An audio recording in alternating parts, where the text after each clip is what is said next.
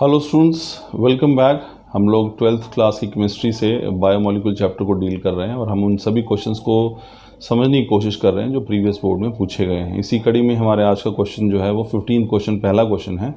चलिए सीधे इसी पे चलते हैं। हमारा आज का क्वेश्चन है, what is the biological effect of denaturation of proteins.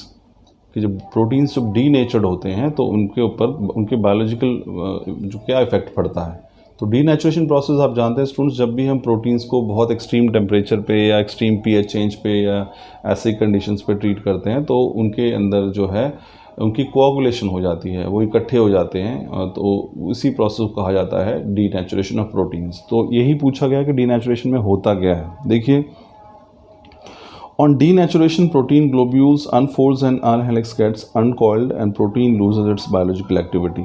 तो जब भी डीनेचुरेशन होती है, जो प्रोटीन ग्लोब्यूल्स होते हैं जो वो एक बॉल के रूप में फोल्डेड होते हैं, जैसे हम गोला बनाते हैं धागे का, तो वो डीनेचुरेशन पे वो सारे अनफोल्ड हो जाते हैं और उनका हेलिक्स भी जो है वो स्ट्रक्चर अपना लूज कर लेता है। और इतना ही नहीं, अनकॉइलिंग और वो अनफोल्ड तो होते ही हैं, वो इसके साथ साथ अपनी बायोलॉजिकल एक्टिविटी भी लूज कर लेते हैं।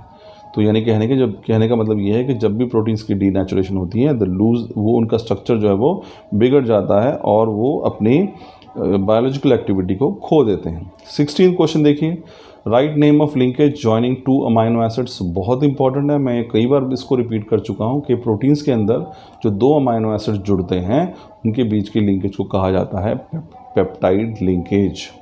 तो it is the peptide linkage which is found in proteins. Carbohydrates में ग्लाइकोसिडिक लिंकेज, प्रोटीन्स में पेप्टाइड लिंकेज और न्यूक्लिक एसिड्स में फॉस्फोडाइएस्टर लिंकेज जो है वो देखने को मिलती है। नेक्स्ट क्वेश्चन देखिए, deficiency of which vitamin causes disease pernicious anaemia. तो पेरिनीशियस अनीमिया जो है वो एक बीमारी है, एक डिजीज़ है, डेफिशिएंसी डिजीज़ है।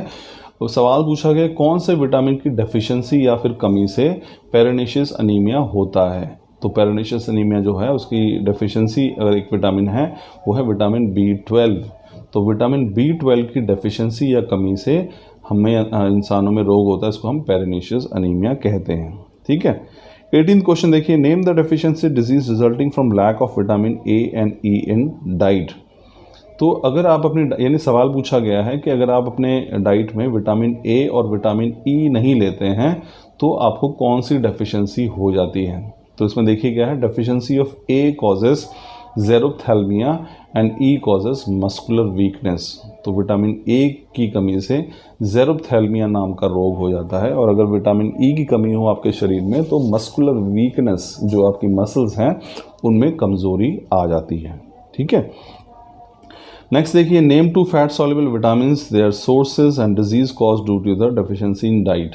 तो आपसे दो फैट सॉल्युबल विटामिन्स के बारे में बात की गई है। आपको क्या बताना है कि उनके नाम बताइए फैट सॉल्युबल विटामिन्स के और उनका सोर्स यानी कि वो हमें कहाँ से प्राप्त होते हैं, और तीसरा उनकी कमी से कौन सी बीमारियां जो हैं वो हो जाती हैं। ठीक है ना। तो हमारे पास देखिए यहाँ पे पहला लिया है विटामिन ए। विटामिन ए का जो सोर्स है हमारे पास, तो फैट सॉल्युबल विटामिन्स वैसे कौन कौन से, A, D, E के, तो दो पूछे आप कोई भी दो ले सकते हैं। विटामिन ए जो है उसके इंपॉर्टेंट सोर्स क्या है, मिल्क है, बटर है, एग योक है, बटर फिश ऑयल है, ये इसमें विटामिन ए भरपूर मात्रा मिलता है। तो इसकी डेफिशिएंसी से ज़ेरोप्थैल्मिया जो है वो रोग आपको देखने को मिलेगा। इसमें से आप रिकेट्स और ऑस्टियोमेलेशिया हटा सकते हैं, ये एक्चुअली विटामिन डी की कमी से होता है। तो यहाँ पे थोड़ी सी करेक्शन कर लीजिएगा। तो जो रोग है वो ज़ेरोप्थैल्मिया है, इसको आप नाइट ब्लाइंडनेस भी कहते हैं, विटामिन ए की कमी से होता है।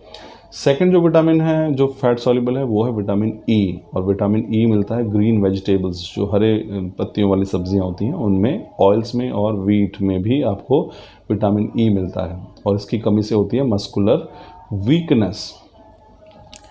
नेक्स्ट जो विटामिन है वो है विटामिन के, और ये भी मिलता है वो ग्रीन लीफी वेजिटेबल्स में। तो हरे पत्तों वाली सब्जियां, देखिए स्टूडेंट्स हम नॉर्मली अवॉइड करते हैं कि हमें पसंद नहीं है, लेकिन इसमें देखिए कितने विटामिन का कितना रिच सोर्स होती हैं। तो विटामिन के भी ग्रीन लीफी वेजिटेबल्स में आपको मिलेगा। अगर इसकी कमी आप यानी अगर आप ये सब्जियां नहीं खा रहे हैं हरी पत्तियों वाली, so there will be poor coagulation of blood. अभी इस वर्ड को समझते हैं, कोआगुलेशन ऑफ ब्लड क्या होता है कि जब भी आपको चोट लगती है तो आप देखते हो खून जो है वहाँ से निकलना शुरू हो जाता है, लेकिन थोड़े समय में ही खून जो है वो ब्लॉक हो जाता है, कोआगुलेट हो जाता है और आपका खून जो निकलना बंद हो जाता है।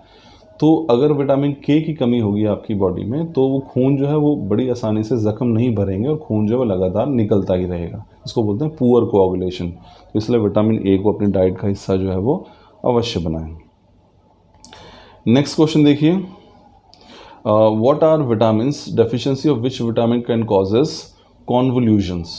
ये सवाल आपसे पूछे, विटामिन्स क्या होते हैं और कौन से विटामिन ऐसा है जिसकी कमी से जो है आपको कॉन्वोल्यूशंस जो है ये एक रोग जो है वो हो जाता है। विटामिन्स देखिए क्या है, they are complex organic compounds which are essential for normal maintenance of optimum growth and health of organism.